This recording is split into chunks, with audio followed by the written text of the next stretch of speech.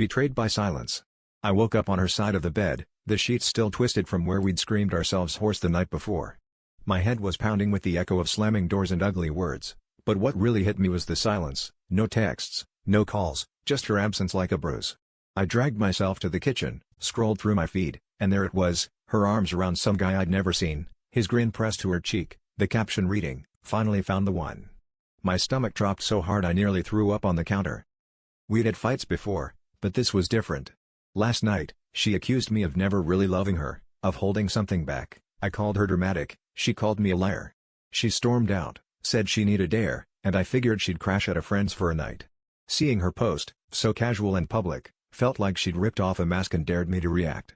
I stared at the comments flooding in, friends hyping her up, mutuals sending heart emojis, and all I could think about was how quickly she'd found a shoulder to lean on. I tried to convince myself she was just trying to make me jealous, but it didn't add up. She'd always been impulsive, but this felt calculated, like she'd been waiting for the perfect excuse to blow things up. All day, I replayed our arguments, every accusation suddenly making sense, the late nights out, the secretive texts, her sudden need for space.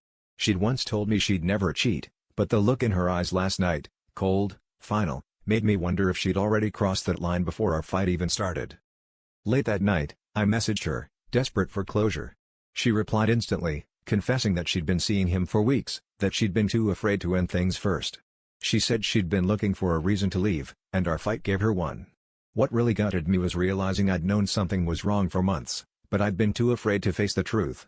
In the end, it wasn't her betrayal that hurt most, it was realizing how much of myself I'd lost trying to keep her, and how I'd let my own fear of being alone blind me to everything she'd already left behind.